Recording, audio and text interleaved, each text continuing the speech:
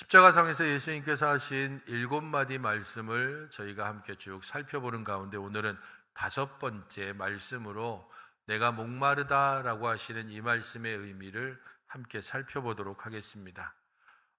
내가 목마르다라고 하는 이 말씀은 예수님께서 십자가상에서 그의 사역을 이루시는 사실상 마지막 말씀이라고 볼 수 있습니다. 뒤에 두 말씀들은 예수님께서 숨을 거두시기 직전에 하셨던 두 말씀이 우리가 다음 주야 그리고 종려주일에 함께 살펴보겠지만은 이 말씀은 예수님께서 영혼을 부탁하시고 또한 모든 것을 이루었다라고 하시는 말씀이기 때문에 이미 사역의 끝이 되어진 상태에서 하셨던 말씀입니다. 그런 면에서 십자가상에서도 끊임없이 구원을 이루어 가시는 예수님의 사역의 마지막 부분이 오늘 본문 말씀이라고 볼 수 있습니다. 내가 목마르다. 이 말씀이 어떤 의미가 있는지 우리가 함께 오늘 본문 그리고 또한 이 말씀을 인용하고 있는 시편 69편 말씀을 가지고 함께 살펴보도록 하겠습니다. 사실 내가 목마르다라고 하는 이 말씀을 곰곰이 생각해 보면 이런 생각이 듭니다. 왜 굳이 그런 말씀을 하셨을까? 진짜 예수님께서 나 목마르니까 생수 한 모금 좀 달라. 그렇게 지금 말씀하신 것일까? 내가 지금 너무 목이 타니까 나에게 물 한 방울이라도 좀 달라라고 예수님께서 그렇게 요청하신 것일까?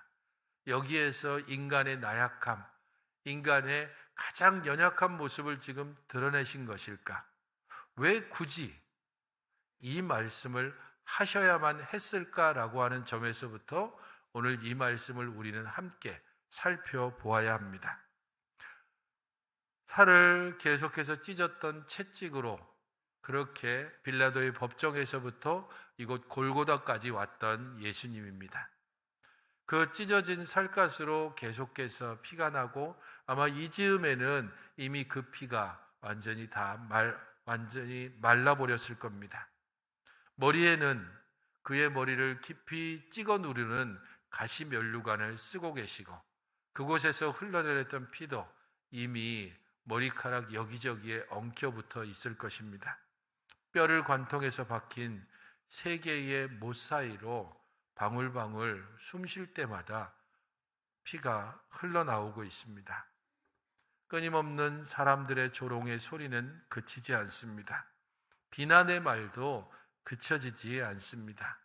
숨을 쉴 때마다 갓바오는 그러한 고통보다도 자기 주변을 둘러싸고 있는 그런 환경이 변하지 않고 자신을 죄인의 죽음으로 여기고 있는 사람들의 그 비난의 목소리를 듣는 것도 예수님에게 큰 고통일 수 있습니다. 왜 그런 가운데 그의 사역의 마지막에 목마르다라고 말씀하셔야 했을까요? 그 말씀은 오늘 본문 28절 말씀의 앞부분에서 예수님이 그 말씀을 하시게 된 배경을 살펴보아야 이 말씀의 의미를 알 수 있습니다. 28절을 같이 한번 여러분 읽어보시겠습니까? 찬찬히 한번 읽어보겠습니다. 시작.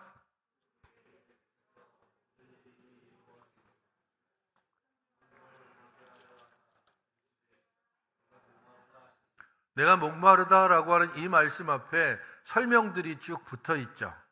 이 목마름을 말씀하시기 위한 배경이 제시되어지고 있습니다. 목마름에 대해서 말씀하시기 위해서 2가지 배경이 제시되고 있는데 그 첫 번째는 그 후에 모든 일이 이미 이루어진 줄을 아셨다라고 하는 것이 첫 번째 배경입니다. 그 후라고 이야기하고 있기 때문에 이 말씀은 바로 앞의 말씀과 매우 긴밀하게 연결되어 있습니다. 바로 앞에 예수님께서 어떤 일을 행하셨는지 그 일을 통하여 예수님께서는 그의 사역이 다 이루어진 줄을 아셨고 성경을 응하게 하기 위해서 목마르다라고 말씀하셨다는 겁니다. 어떤 일을 예수님께서 아셨을까요? 지난주에 함께 살펴봤던 27절 말씀입니다. 곧 또 그 제자에게 이르시되 보라 내 어머니라 하신대 그때부터 그 제자가 자기 집에 모셨다라고 하는 말씀입니다. 보라 내 어머니다. 우리가 지난 주일에 살펴봤던 것처럼 이 말씀은 새로운 가족의 탄생을 의미합니다.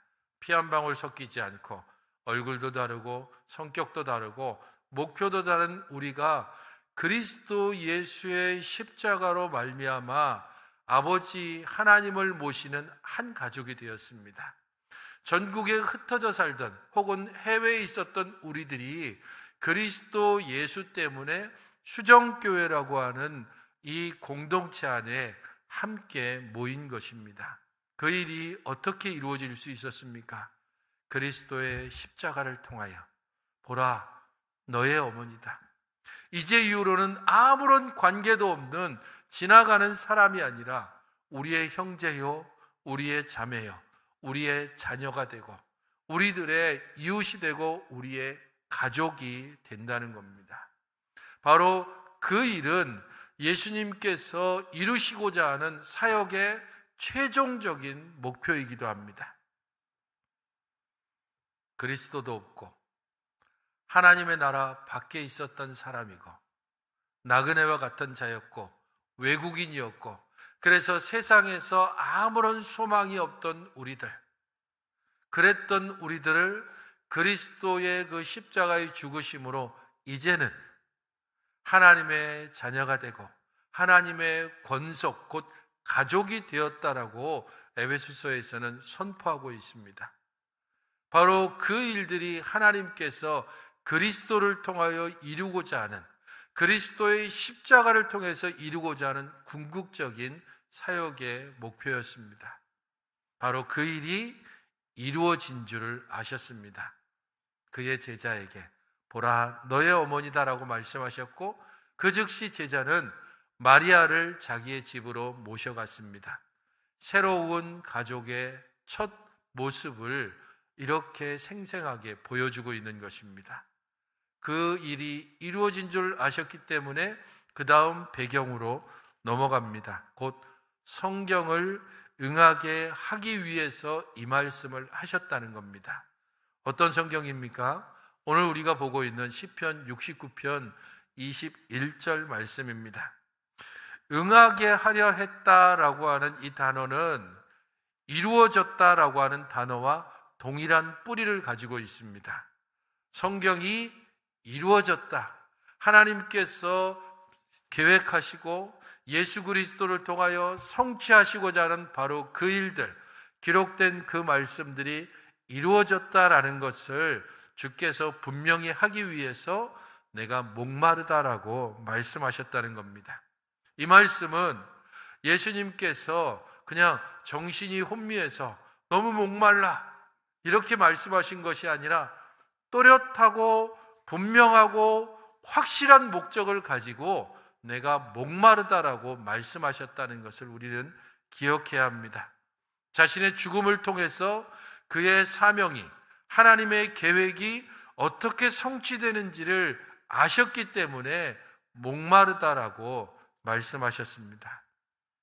그러므로 이 목마름을 표현하고 있는 시편 69편 말씀은 도대체 어떤 의미를 가지고 있는지를 우리는 예수님이 왜 이 말씀을 인용하고 있는지를 그 말씀을 통해서 함께 살펴보아야 하는 것입니다. 시편 69편을 여러분 펴보시기 바랍니다. 예수님이 말씀하신 목마름에 대한 인용 구절, 그것은 시편 69편 21절 말씀인 것이 분명합니다. 69편 21절 여러분들 같이 한번 혹시 찾으셨으면 PPT에 있으면 한번 띄워주시겠습니까? 69편 21절입니다. 같이 읽겠습니다. 시작.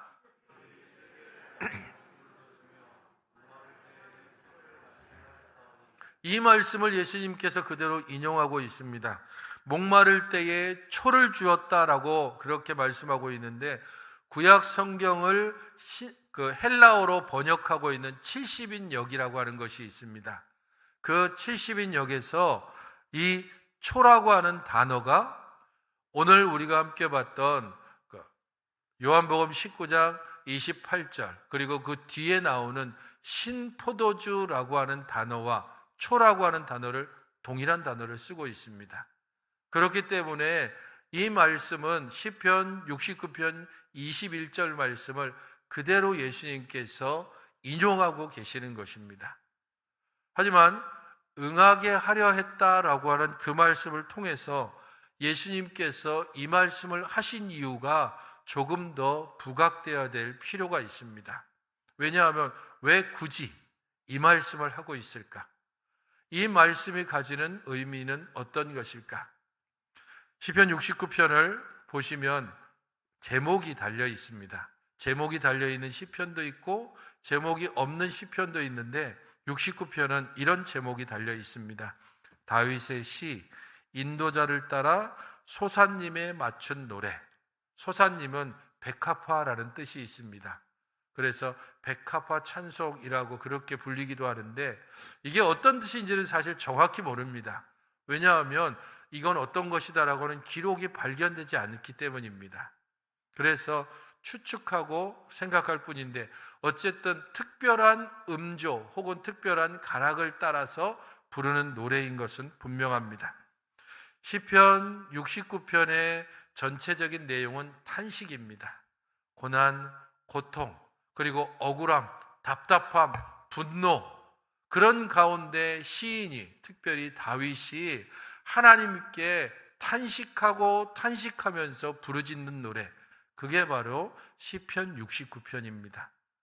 이 탄식이 점점 정점에 올라서 다윗이 하나님 앞에 제발 나를 계속해서 찌르고 나를 집요하게 괴롭히는 대적들을 하나님 심판해 주십시오. 그렇게 표현하고 있는 부분을 우리는 함께 오늘 읽었습니다. 19절부터 28절이 하나님께 대한 간절한 간구. 하나님, 나 이대로는 도저히 못 살겠습니다. 그러니까 하나님께서 나의 대적들에 대한 어떤 분명한 행동을 보여주십시오. 라고 말합니다. 19절을 보십시오. 주께서 나의 비방과 수치와 능욕을 아시나이다. 나의 대적자들이 다 주님 앞에 있나이다. 비방과 수치와 능욕을 당하고 있다고 이야기합니다. 20절, 21절에는 대적들이 음식 대신 쓸개를 주고 음료 대신에 초를 주고 있습니다. 이건 실제 상황이 아니고 비유적인 표현입니다. 대적들이 내게 하는 것은 음식 대신 쓸개를 주는 것 같고 그리고 음료 대신에 초를 주는 것과 같은 그러한 심각한 위협, 조롱, 비방이 온통 나를 휩싸고 있습니다. 뭔가 비슷한 상황이 연상되지 않습니까? 십자가 앞에 예수님이 지금 보고 있고 당하고 있는 상황이 그대로 연출되고 있습니다. 다윗이 지금 하나님께 바로 그 상황을 아뢰고 있습니다. 이어지는 22절부터 28절까지는 대적들의 밥상과 평안이 올무와 덫이 되게 하십시오. 이 밥상이라고 하는 단어는 제사상이라는 의미가 있습니다. 평안을 위해서, 믿지 않는 사람들이 그렇잖아요. 자신들의 평안을 위해서 제사상을 차려가지고 그 앞에 제사를 드립니다. 바로 그 자리가 오히려 자신을 덮치고 자신을 무너뜨리는 덫이 되게 하십시오. 나의 대적들이 자신을 위해서 행하는 모든 선한 행위가 오히려 악한 일이 좀 되게 해주십시오. 이건 거의 저주에 가깝습니다. 얼마나 고통을 당했으면 다윗이 지금 그렇게까지 말하고 있습니다. 주의 분노를 부어주십시오. 그리고 마지막 28절에 뭐라고 얘기합니까?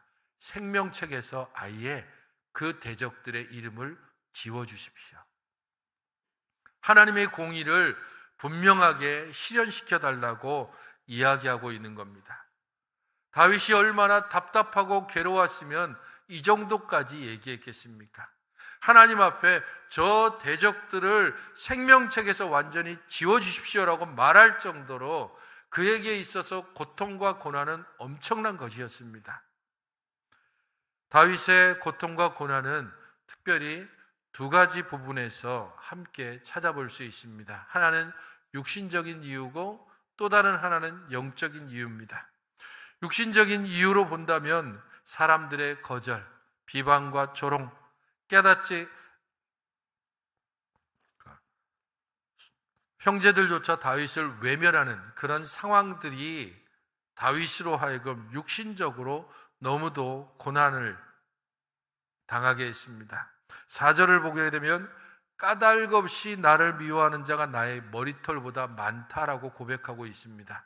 여기를 봐도 비방하는 사람, 저기를 봐도 나에게 손가락질하는 사람, 어디를 둘러봐도 나는 아무런 잘못이 없는데 모든 사람들이 나를 미워하고 나를 비방하고 나를 완전히 투명 인간 정도가 아니고 완전한 죄인으로 매도한다는 겁니다. 그게 다윗으로서는 육신적인 아픔과 고통을 호소할 수밖에 없는 이유입니다.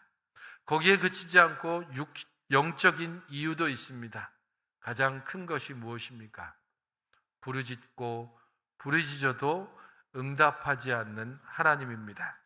13절에서는 하나님이여 많은 인자와 구원의 진리로 내게 응답하소서. 16절에서는 여호와의 주의 인자하심이 선하시오니 내게 응답하시며 17절에서는 주의 얼굴을 주의 종에게서 숨기지 마소서. 내가 환난 중에 있사오니 속히 내게 응답하소서. 3절에 기록된 것처럼 내가 부르짖음으로 피곤하여 나의 목이 마르며 나의 하나님을 바라서 나의 눈이 쇠하였나이다. 부르짖고 부르짖어서 목이 완전히 쇠할 정도로, 목이 마를 정도로 그렇게 부르짖어도 응답하지 않는 하나님, 바라보고 바라보아도 내게 눈 돌리지 않는 그 하나님, 그로 인하여서 그의 영이 얼마나 상하고 그의 영혼이 얼마나 무너졌겠습니까? 그래도 하나님이라도 내 편이 된다는 그런 소망이 있으면 이 어려운 상황을 좀 이겨나갈 수 있을 건데 그것조차도 없는 겁니다. 그래서 지금 탄식하며 하나님께 저 대적들의 이름을 생명책에서부터 그냥 아예 지워주십시오라고 소리 높여 하나님께 외치고 있는 것입니다. 바로 그 상황과 연결해서 예수님께서는 내가 목마르다라고 말씀하셨습니다. 그런 면에서 예수님의 이 목마름의 선언은 육적인 이유와 영적인 이유 두 가지가 함께 포함되어 있습니다. 그의 육적인 이유는 당연히 십자가 고통입니다. 사람의 몸에서 수분이 한 1%에서 3%가 빠져나가면 엄청난 갈증을 느낍니다. 5% 정도가 빠져나간다면 그는 거의 혼수 상태에 빠지게 됩니다. 계속해서 흘리는 피로 그의 몸에서 수분이 완전히 거의 빠져나가는 그런 상황 가운데 갈증을 호소할 수밖에 없습니다. 하지만 예수님이 느끼는 육신적인 갈증은 단순히 몸에 수분이 빠져나가는 것이 아니라 사람들의 거절, 비방과 조롱, 깨닫지 못하는 제자들로 인해서 더 육신적인 고통이 가중됐을 겁니다. 베드로는 그의 앞에서 부인했고 제자 중 하나인 가룟 유다는 아예 예수님을 팔아넘겼습니다. 대제사장이 예수님을 손으로 칠 정도로 예수님은 가장 비천한 자로 취급받았고 군인들은 끊임없이 예수님을 희롱했습니다. 자신이 보는 앞에서 자신의 옷을 군인들이 함께 나누어 가지는 모습을 생생하게 목격하고 있습니다. 육신의 고통과 고난 중에 예수님은 목마름을 호소할 수밖에 없습니다. 하지만 예수님의 이 목마름의 호소는 보다 근원적으로 영적인 이유가 있습니다. 바로 하나님의 진노를 온몸으로 지금 감당하고 있기 때문입니다. 기억하십니까? 2월달 이 십자가상의 7마디 말씀을 전할 때에 가장 첫 번째 말씀이 무엇인지 여러분들 기억하십니까? 엘리 엘리 라마 사박단입니다. 나의 하나님 나의 하나님 어찌하여 나를 버리시나이까? 예수님이 이 말씀을 하신 이유는 유일하게 하나뿐입니다. 하나님, 내가 이제까지 하나님을 아버지라고 부르고 창세 이전부터 삼위 하나님의 그 연합과 아름다운 교제가 바로 이 십자가에서 끊어졌기 때문입니다. 십자가상에서 끊어지는 이 고통, 하나님께서 우리에게, 곧 죄인된 우리에게 부으실 모든 진노를 지금 십자가에 달리신 예수님께 부으셨고, 바로 그 결과로 삼위 하나님의 아름다운 연합이 끊어졌고, 그 끊어짐을 안타까워하며 엘리 엘리 라마 사박다니 부르셨습니다. 예수님의 영적 목마름에 가장 최고조로 올라 내가 목마르다라고 예수님께서 말씀하고 있습니다. 그의 죽으심은 바로 우리가 당할 진노와 우리가 당할 형벌과 우리가 당할 죽음을 대신 지시는 것입니다. 요한복음은 바로 그러한 유월절 어린 양으로 달리셔서 우리의 죄를 대속하시는 예수님의 그 모습을 두 가지 단어를 통해서 설명을 해주고 있습니다. 29절을 보십시오. 요한복음 19장 29절에 거기 신포도주가 가득히 담긴 그릇이 있는지라 사람들이 신포도주를 적신 해면을 우술초에 매어 예수의 입에 댔다라고 기록해주고 있습니다. 우술초, 구약을 어느 정도 배경을 가지고 있는 분은 이 우술초가 언제 쓰였는지 기억하실 겁니다. 이스라엘 백성들이 하나님의 그 놀라운 구원을 경험하는 바로 그 밤, 하나님께서 말씀하신 대로 어린 양을 잡아서 어린 양의 피를 우술초에 묻혀 이스라엘 백성들이 거주하고 있는 문 앞에 발랐습니다. 그때 사용됐던 것이 우술초고, 그때의 천사들이 우술초를 통해서 발라진 피가 묻혀져 있는 집을 보면 넘어가고, 피가 없는 집은 들어가서 모든 장자를 다 죽였습니다. 이스라엘 전역에 통곡 소리가 울려 퍼질 바로 그 일들을 막을 수 있는 피를 바르는 도구로 사용됐던 것이 우술초입니다. 요한은 여기에서 우술초를 등장시킴으로써 예수님께서 유월절 어린 양으로 지금 십자가에 달리셨다는 것을 부각해서 우리에게 설명해 주고 있습니다. 또한 예수님의 사역의 완성을 설명해 주기 위해서 30절은 예수께서 신포도주를 받으신 후에라고 기록을 해주고 있습니다. 예수님께서 신포도주를 받으셨다. 이게 뭐가 그렇게 대단하고 독특할까라고 생각하지만 마태복음과 마가복음을 읽어보시면 군병들이 쓸개와 몰약을 탄 포도주를 예수님께 주었는데 예수님께서 그것을 거절하셨습니다. 그런데 지금 그의 사역을 완성하시는 시점에서 내가 목마르다라고 그렇게 선언하신 이후에 이 목소리를 들은 군병들이 우술초에 신초를, 곧 포도주를 그에게 줄 때에 예수님께서는 그것을 기꺼이 받아 마셨습니다. 조롱과 비난의 표시입니다. 하나님의 진노의 실제적인 증거입니다. 바로 그것을 예수님께서 이때에는 받아 마심으로 그의 모든 사역의 완성을 명백하게 증거해 주고 계시는 것입니다. 마지막 죽음의 순간에도 하나님의 말씀을 성취하기 위하여 순종하시는 예수님, 조롱과 비난으로 건네는 우술초에 담겨진 포도주를 기꺼이 받아 마심으로써 자신의 목마름을 실제적으로 사람들에게 보이시고, 자신의 목마름을 통하여서 우리의 목마름을 내가 어떻게 해결해 주는지를 명백하게 실현하신 것입니다. 그가 십자가에 달려 죽으심으로 우리는 생명을 얻었습니다. 그가 십자가에 달려 조롱과 비난을 받으심으로 우리는 하나님께 의롭다고 칭함을 받게 되었습니다. 그가 목마르심으로 우리는 모든 목마름으로부터 해방되었은 것입니다. 성도 여러분, 목마름, 그것은 구약에서 하나님의 심판과 진노를 표현할 때 쓰여지는 상황입니다. 이스라엘 백성들의 범죄를 하나님께서 심판하실 때 사용하는 첫 번째 도구가 가뭄입니다. 목마름, 그리고 흉년, 그런 모든 것들이 하나님의 진노와 심판의 표현입니다. 내가 목마르다. 하나님의 진노와 심판을 그대로 당하시는 예수님의 목소리입니다.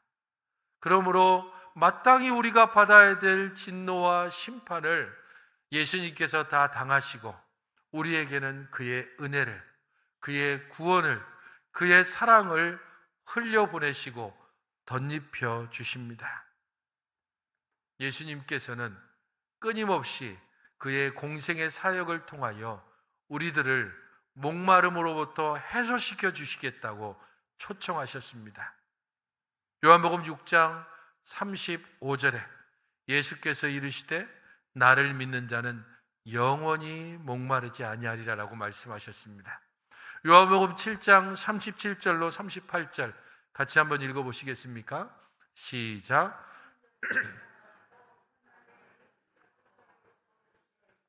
누구든지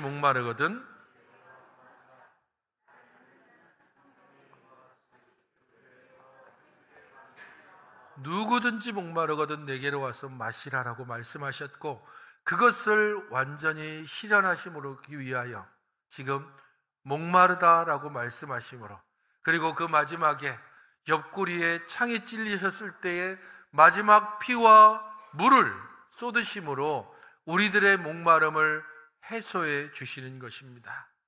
사랑하는 성도 여러분, 하나님께서 그리스도를 우리에게 주셨습니다.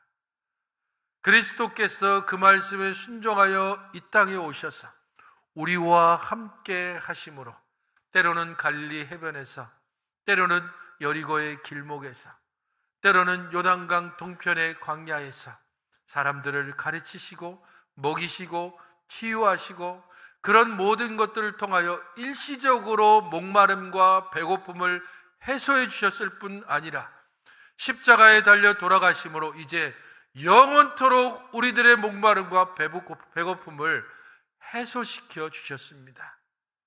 그러므로 우리가 십자가를 바라볼 때마다 우리의 죄를 기억해야 합니다. 그 십자가를 바라볼 때마다 거기에서 이루신 하나님의 놀라운 구원으로 인하여 감사와 찬양으로 우리 주님을 노래할 수 있어야 합니다. 십자가를 볼 때마다 우리들의 목마름이 십자가를 통해 해소되었음을 생각하며 불평과 불만의 자리가 아니라 하나님 앞에 감사와 찬양의 자리로 다시 되돌아와야 하는 것입니다.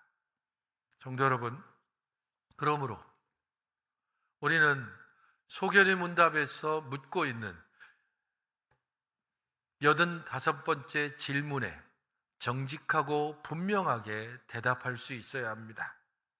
우리의 죄로 인하여 마땅히 받아야 할 하나님의 진노와 저주를 피하도록 하기 위하여 하나님께서 우리에게 요구하시는 것은 무엇입니까? 시작.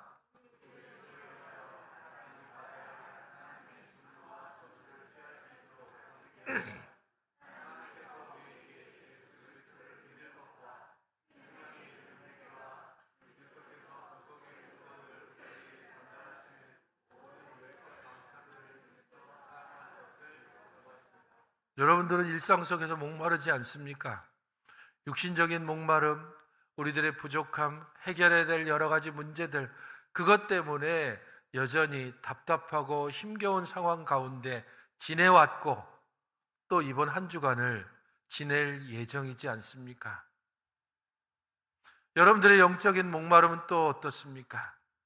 우리의 믿음이 하나님 앞에서 쑥쑥 잘 자라고 있습니까?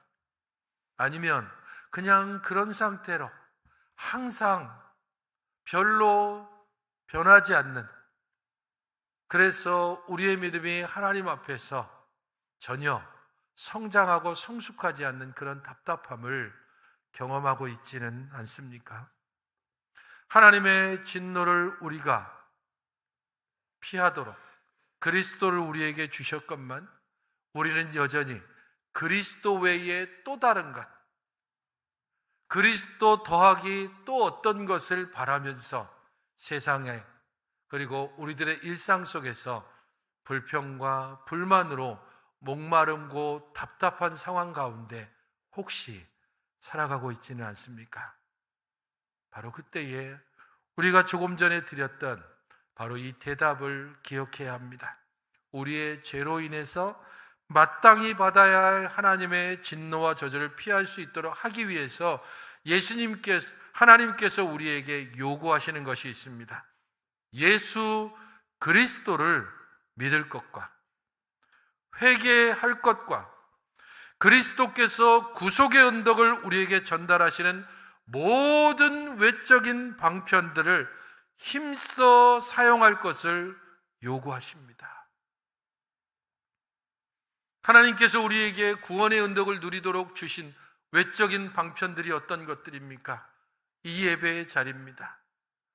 우리들이 와서 드리거나 집에서 드리거나 어디서든지 보좌에 계신 바로 그 하나님께 나아갈 수 있는 기도의 자리입니다. 말씀 암송의 자리이기도 합니다. 또한 묵상의 자리이기도 합니다.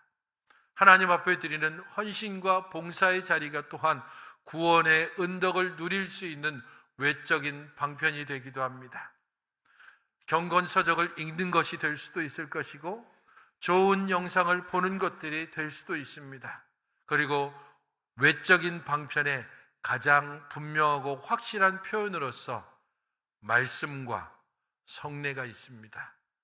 우리는 이 3월을 시작하는 첫째 주에 성찬을 받음으로 우리는 하나님의 은혜로 사는 자임을 고백했고, 이제 4월 첫째 주가 되면 또 성찬을 받음으로 이번 한 달도 하나님의 은혜 가운데 살게 하옵소서라고 고백하게 될 것입니다. 모든 외적인 방편을 사용해서 우리의 목마름을 해소해 가시기 바랍니다.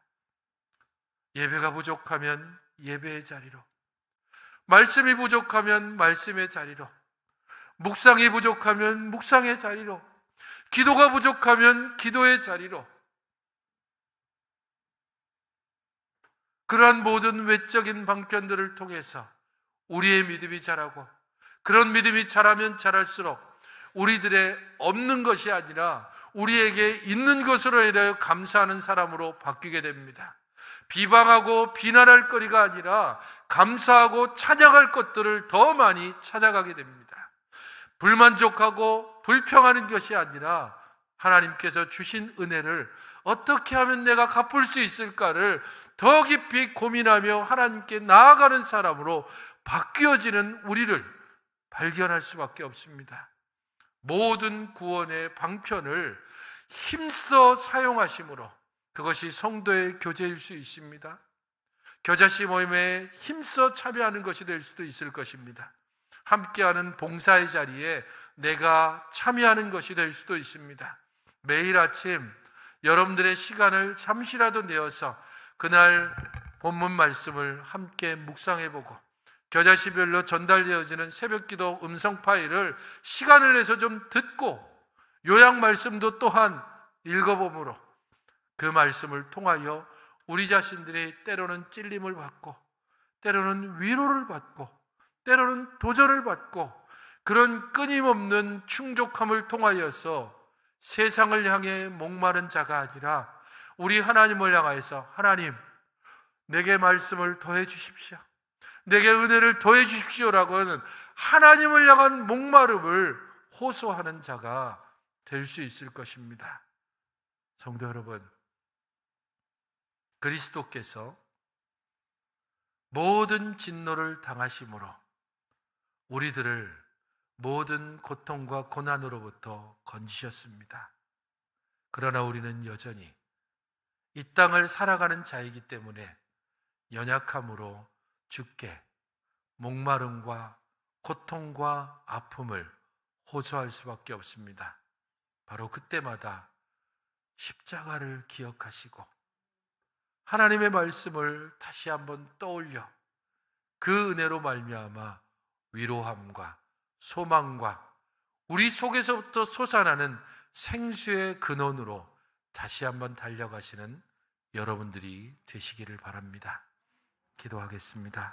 주 하나님, 우리와 더불어 함께 하시고 우리를 통하여 함께 하시는 하나님의 은혜를 찬양합니다. 우리에게 배우신 그 놀랍고 크신 은혜를 기억하며 세상을 향하여 목마르지 아니하고 오직 하나님 앞에 목마르며 우리 하나님께로부터 이 목마름을 체험받아 날마다 주의 은혜를 높이고 찬양하는 믿음의 삶을 살아가게 하여 주시옵소서. 예수님의 이름으로 기도하옵나이다. 아멘. 모두 함께 자리에서 일어나셔서